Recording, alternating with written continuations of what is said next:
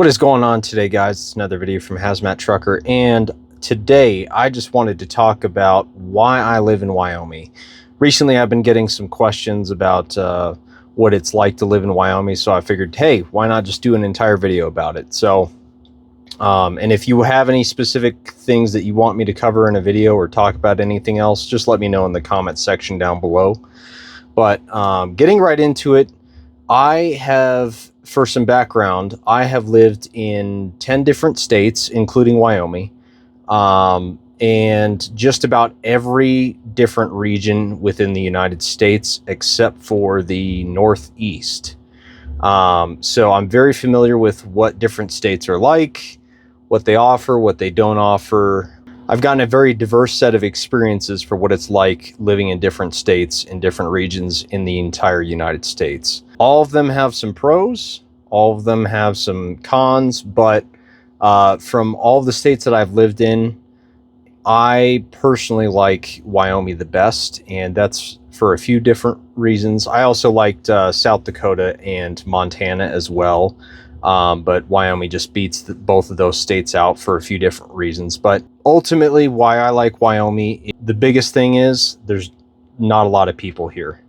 Not that I'm not a people person, but I really didn't like being in big cities, and I really didn't like the amount of traffic, the amount of time it takes just to get to other parts of the city. So for some context, Wyoming only has about 570,000 people, I think it was the last time I looked, as the entire state. And where I used to live in Colorado Springs has almost 500,000 people. So they have almost more people in Colorado Springs than they do the entire state of Wyoming. It's the least populated state, and there's the least amount of people per square mile out of any state. Our biggest city is Cheyenne, which is only 66 or 67,000 people. That's it. I mean, that's a lot of people would actually call that a town. They wouldn't even call that a city, and fair enough. But so what that translates to is some pros and cons. And for me, the pros outweigh the cons of I don't have any traffic. You know, our quote unquote rush hour adds 2 or 3 minutes to my commute, even if because I leave at 5 p.m. to get to work on time, or 4:45, somewhere in there. So it doesn't really even affect my commute. Just in general, outside of some big events like Cheyenne Frontier Days, you don't have a lot of people around in general, and so there's not a lot of accidents. That also means that housing is not as expensive because there's not as many people around, both on the renter side and the buyer's side. The cost of living within Wyoming, let alone Cheyenne specifically, is about the national average. And because there's not as many people, that translates to not many people going out and overcrowding hiking trails or different recreational activities like lakes that are nearby, that I often experienced down in Colorado, just because there were so many more people. Along with the cost of living, Wyoming does not have a state income tax. It's zero, as well as our property taxes are below average, and our sales tax is around 6%. So when you add all of those three up, and that's counted as your tax burden per state, so that includes a state's income tax if they have one, the sales tax of a state, and then property taxes of a state, or any local income taxes.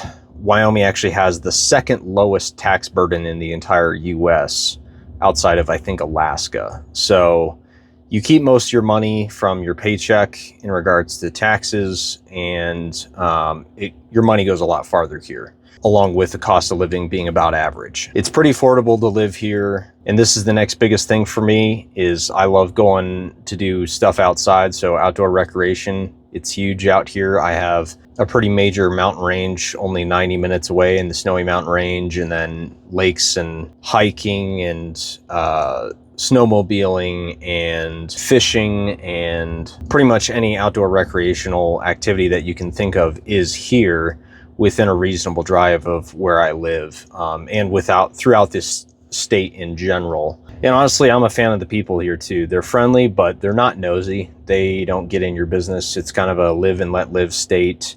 But they'll still wave at you. And overall, it's a nice, quiet place to raise a family. So that's kind of what I was looking for, and Wyoming really fits the bill. Now, as far as the negatives go, it's really primarily the wind is the biggest one that drives most people away. I did a completely separate video on what it's like to drive in Wyoming's weather, and you can go check that out if you were more interested in that. But just a brief overview is that we do from basically October through April, or even into May sometimes, we'll get some pretty gusty winds, all the way up to 65 or 70 miles per hour for a day or two, and then they'll calm down, and then you'll get another spout for another day or two, and then they'll calm down for a week. It's sporadic but consistent. So if you're not used to the wind, that's probably going to be your biggest adjustment moving here, is getting used to it. And it's not all the time. People like to claim it's all the time, it's windy all the time. It's really not. It's going to feel like it's all the time if you don't have consistent wind where you live currently, but it's really not. And if the wind is the biggest thing I have to complain about,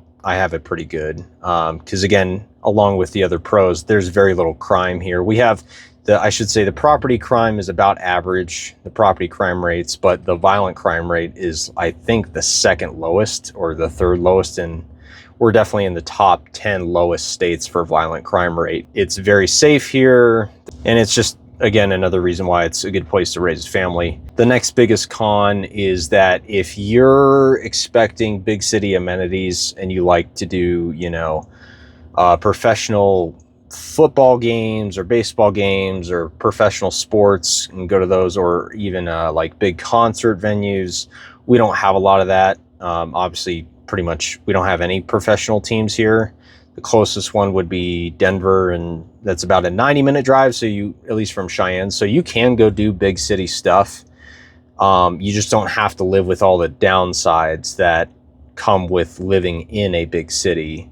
And so that's why actually a lot of people from Colorado have moved here, is because they can still go down to Denver, do all the big city stuff, and then come back home 90 minutes to the north, and then not have to live with the downsides of a big city on a regular basis. Not a lot of diverse restaurants. The food scene's pretty much non-existent. I mean, you have your normal chains and stuff like that. You have a few mom and pop places that are good, but if you require a diverse food scene, it's probably not the place for you. But Fort Collins, which is only 45 minutes away, has a lot of different food options that people go to on a regular basis. So as a whole, for the state, there's not a lot of options, and it's just not well known for being diverse in food or entertainment or anything like that.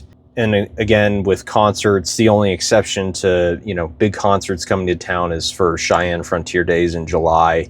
They'll have big names for that, for the rodeo.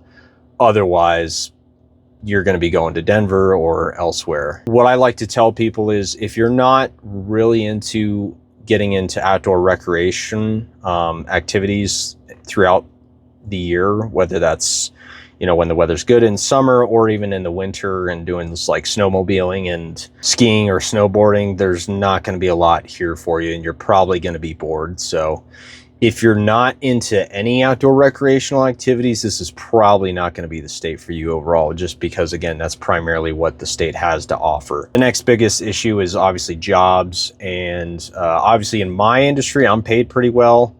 Getting paid $36.51 an hour in an average cost of living area with overtime is, $128,000 is what I made in my first year here at Gemini Motor Transport, and over $120 at Pilot.